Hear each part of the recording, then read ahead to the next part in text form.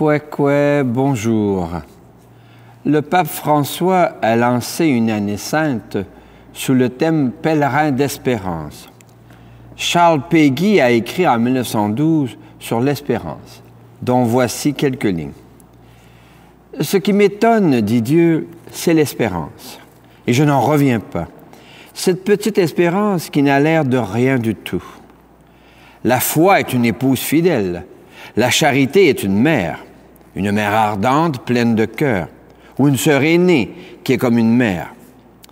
L'espérance est une petite fille de rien du tout. Mais l'espérance ne va pas de soi. Le peuple chrétien ne voit que les deux grandes sœurs, n'a de regard que pour les deux grandes sœurs. C'est elle au milieu qui entraîne ces grandes sœurs. Car la foi ne voit que ce qui est, elle voit ce qui sera. La charité n'aime que ce qui est, et elle aime ce qui sera. Et en réalité, c'est elle qui fait marcher les deux autres, et qui les traîne, et qui fait marcher tout le monde, et qui le traîne, car on ne travaille jamais que pour les enfants. Prions pour que l'espérance soulève notre monde et notre Église. Venez, Dieu nous appelle. Venez, Dieu nous appelle, sa parole nous rassemble. Venez, ces jours de fête, entrez, Dieu nous attend. Entrez, entrez dans l'espérance, la table déjà est préparée. Peuple de Dieu, vivant de l'Évangile, Dieu nous attend avec patience pour être son Église. Venez, Dieu nous appelle, sa parole nous rassemble.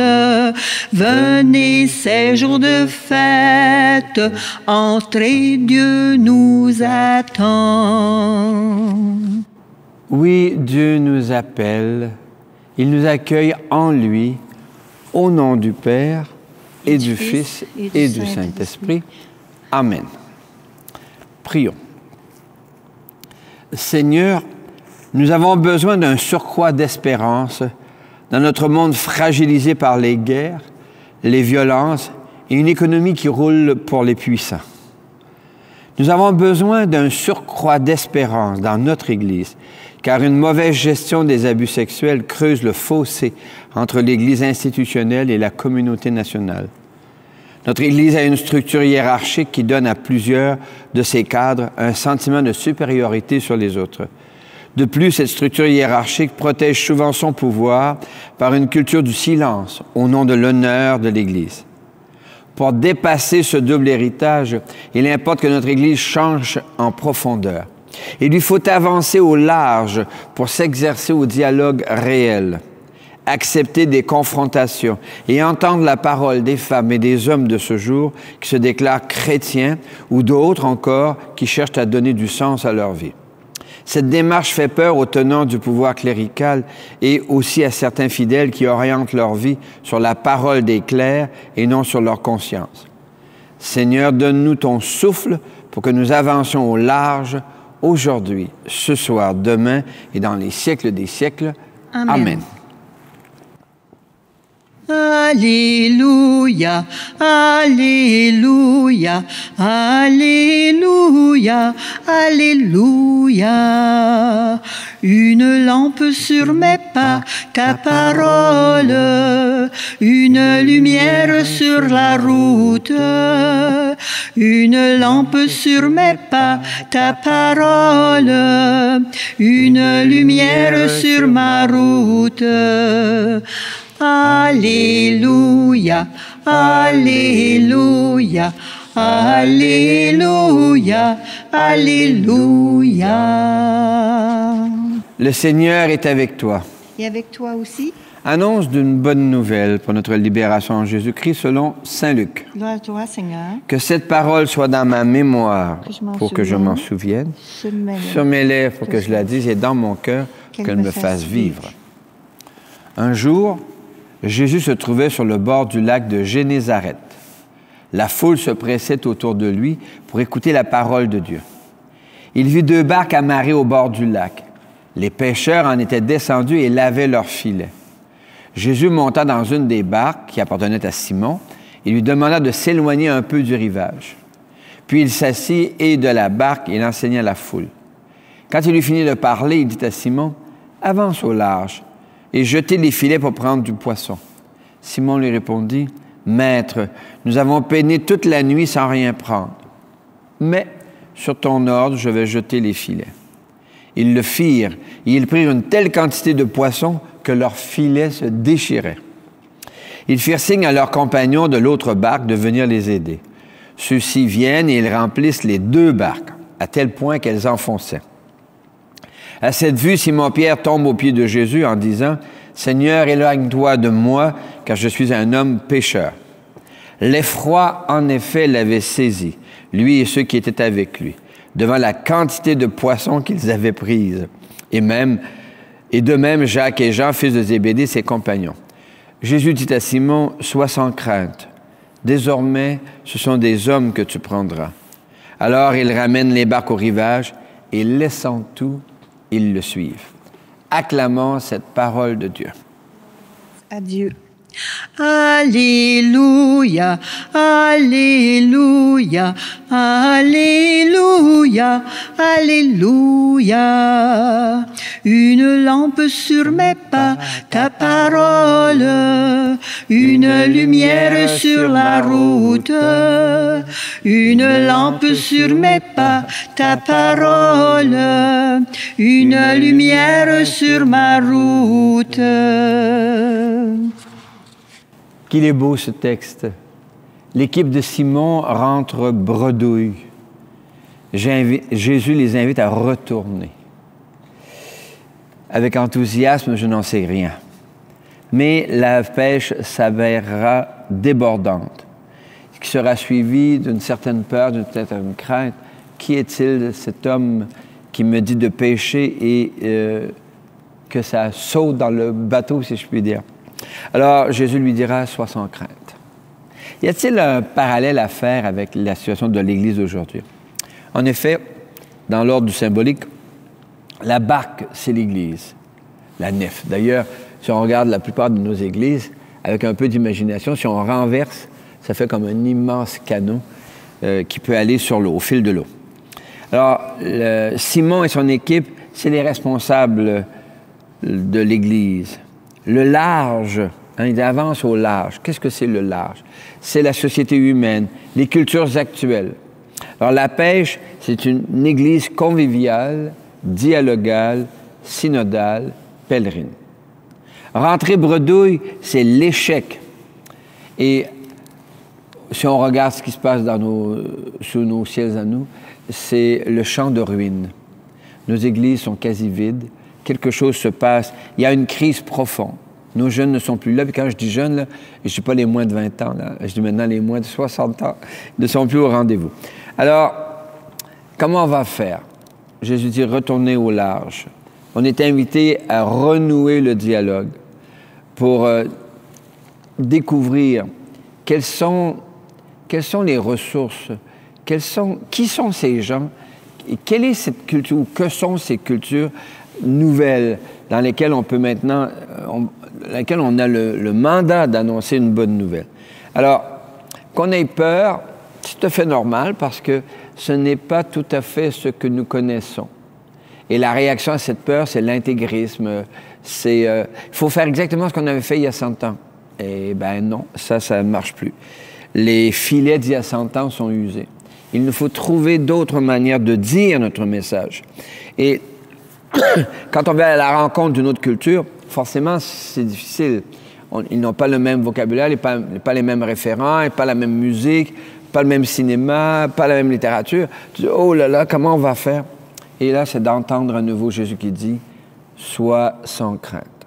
Je serai avec toi. » Et en ce sens-là, le Pape François nous aide à choisir l'espérance.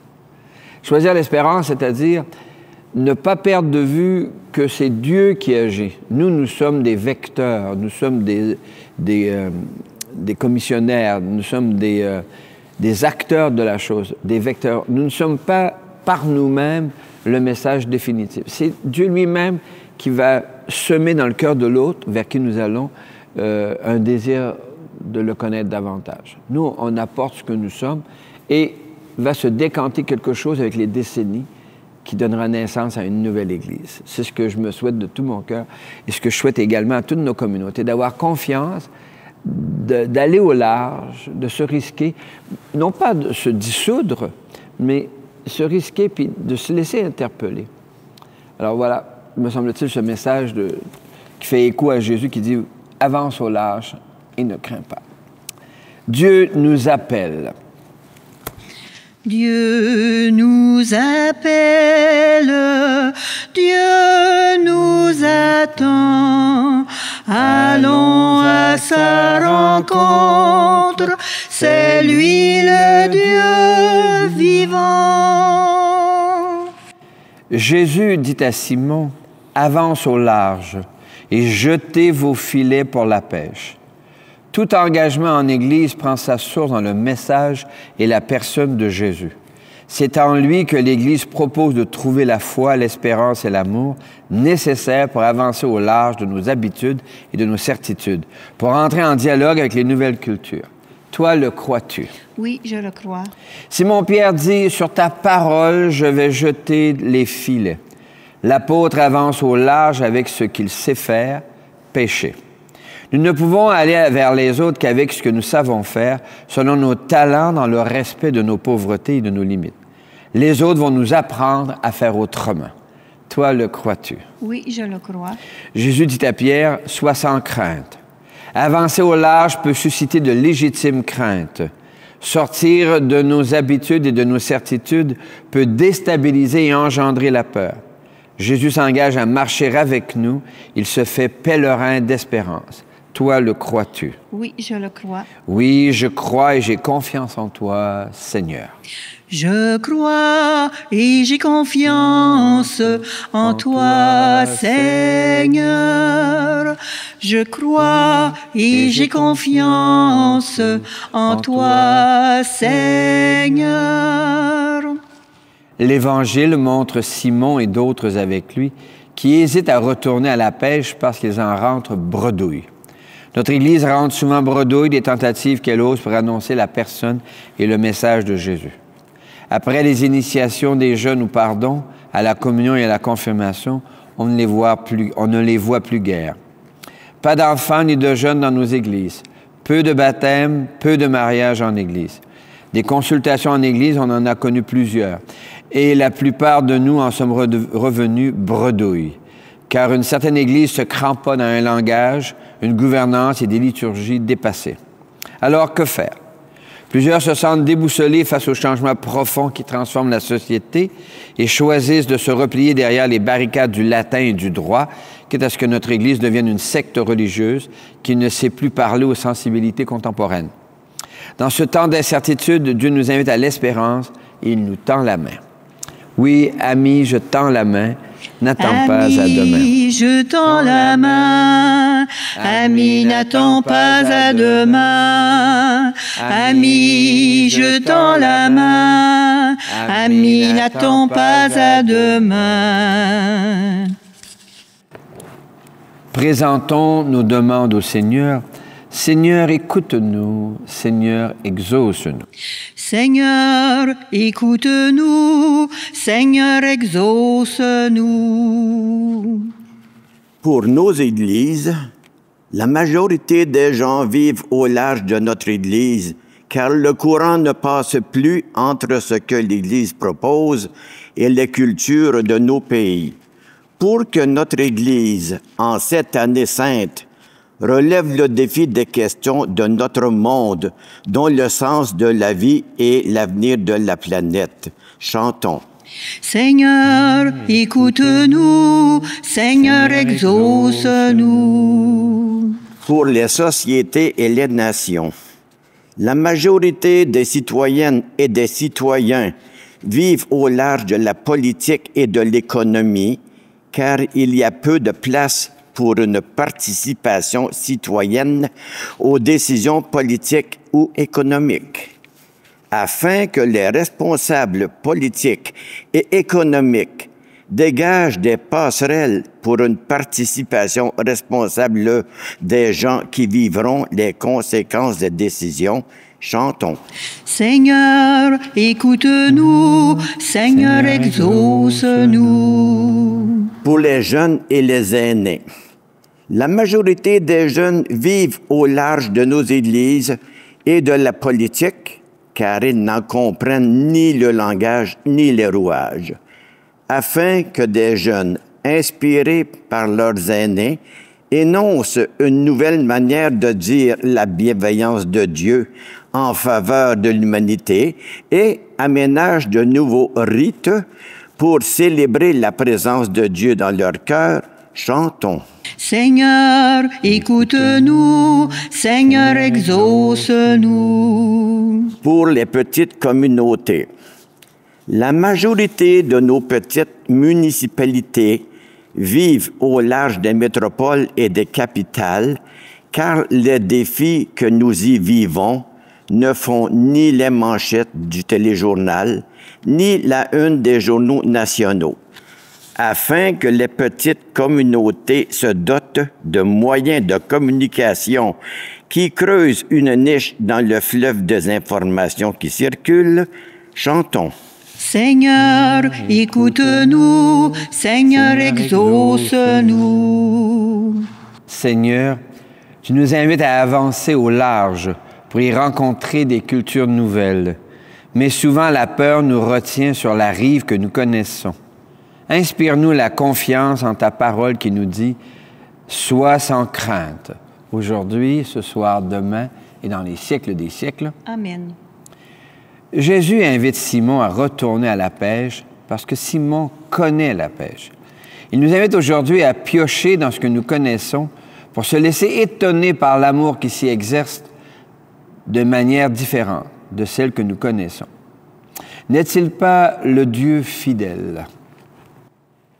Seigneur, tu nous partages ton corps et ton sang, et nous allons tout joyeux vers toi en chantant. Tu es le Dieu fidèle, éternellement. Tu es le Dieu fidèle, éternellement. Par cette Eucharistie, ô Dieu de bonté, tu fais de nous des frères qui s'aiment dans la paix. Tu es le Dieu fidèle, éternellement.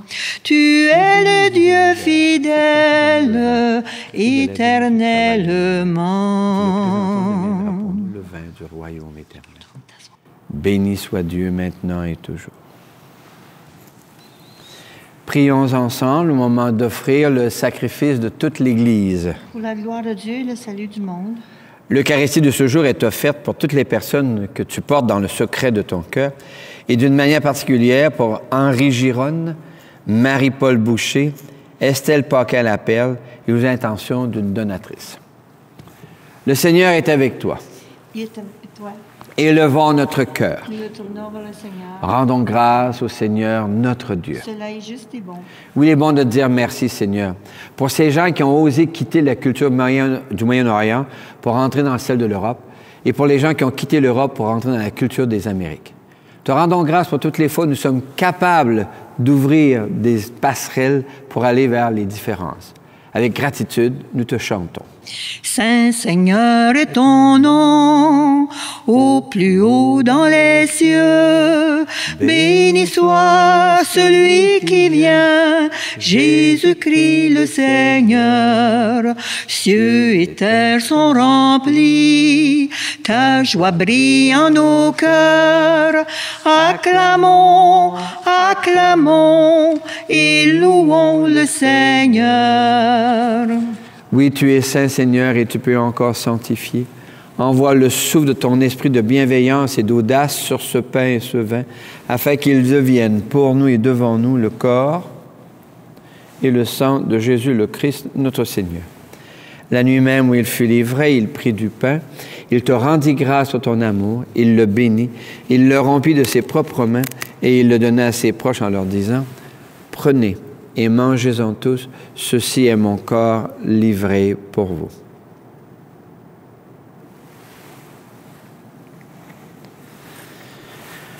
Mon Seigneur et mon Dieu. De la même façon, ce soir-là, il tenait entre ses mains la coupe de bénédiction. Il te rendit grâce pour ton amour, puis il la donna à ses proches en leur disant, « Prenez et buvez-en tous, car ceci est la coupe de mon sang. Le sang d'une alliance nouvelle et éternelle qui sera versé pour vous et pour la multitude en rémission des péchés. » Et il leur dit encore, « Quand vous ferez cela, vous le ferez en mémoire de moi. »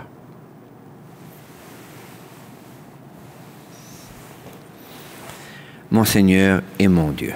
Nous annonçons ta mort, Seigneur Jésus. Nous proclamons ta résurrection. Nous attendons ta venue dans la gloire.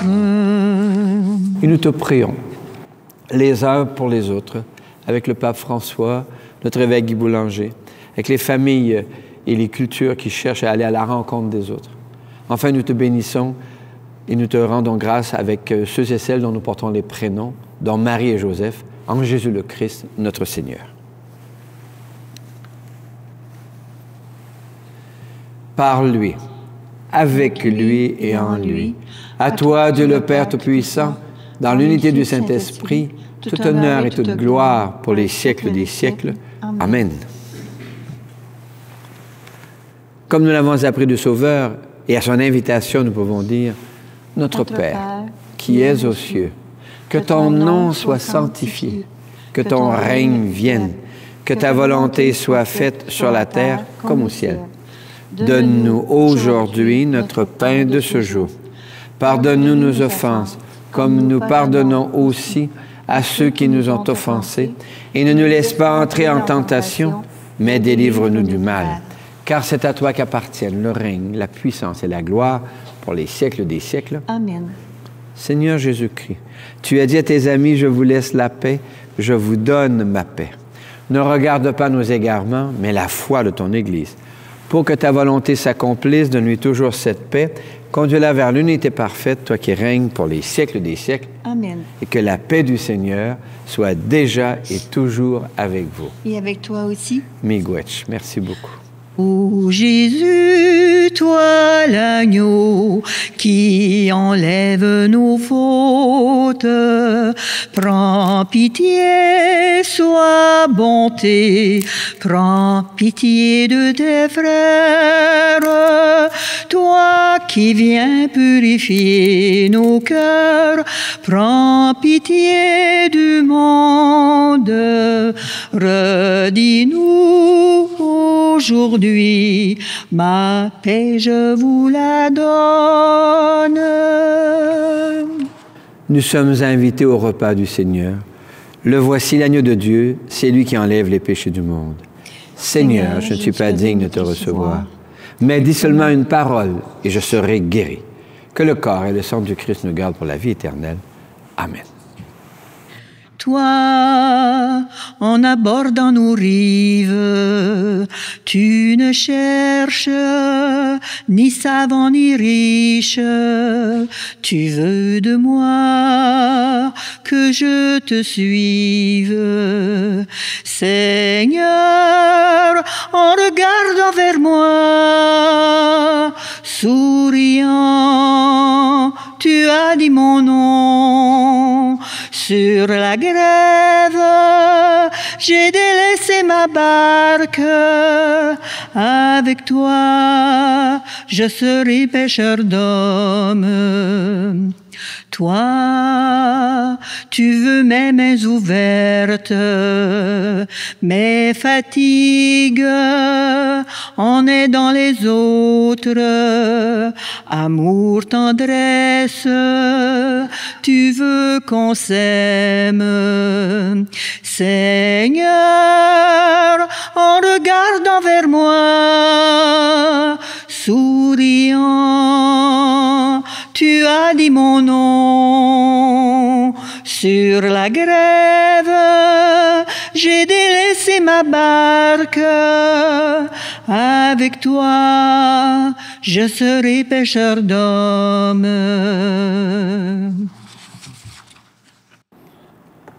Pour les gens qui avancent au large pour vivre le message de Jésus dans des gestes que nous comprenons, merci Seigneur. Pour les gens qui avancent au large pour dire le message de Jésus dans des mots que nous comprenons, miigwech resu. Pour les gens qui avancent au large pour proposer le message et la personne de Jésus dans les cultures actuelles, shukran Allah, alléluia. Shukran Allah, alléluia. Shukran Allah, alléluia. Shukran Allah, alléluia. Shukran Allah. Plusieurs artistes ou poètes expriment leur mal de vivre en termes de vide intérieur. Oserons-nous leur proposer une rencontre avec Jésus, une apparition à l'horizon de leur quête de sens? Saint Paul le pense et l'écrit dans sa première lettre aux Corinthiens. Avant tout, je vous ai transmis ceci, que j'ai moi-même reçu. Le Christ est mort pour nos péchés, conformément aux Écritures, et il fut mis au tombeau. Il est ressuscité le troisième jour, conformément aux Écritures. Il est apparu à Pierre, puis aux 12. Ensuite, il est apparu à plus de 500 frères à la fois. Ensuite, il est apparu à Jacques, puis à tous les apôtres. Et en tout dernier lieu, il est même apparu à l'avorton que je suis. Le Seigneur est avec vous. Et avec toi aussi. Que Dieu lui-même te bénisse et te garde au nom du Père et du Fils et du Saint-Esprit. Amen. L'Église réussit sa sortie missionnaire lorsqu'elle avance au large, se laisse interpeller par les cultures nouvelles et se fait pèlerine d'espérance. Allez proclamer au monde. Allez, allez, proclamez au monde, Christ est vivant, il habite parmi nous. Allez, allez, proclamez au monde, c'est maintenant le royaume de l'amour. Allez proclamer la bonté de Dieu, sa fidélité au long des siècles. Faites transparaître son amour de Père en réconfortant les affligés. Allez, allez, proclamer au monde, Christ est vivant, il habite parmi nous. Allez, allez, proclamer au monde, c'est maintenant le royaume de l'amour.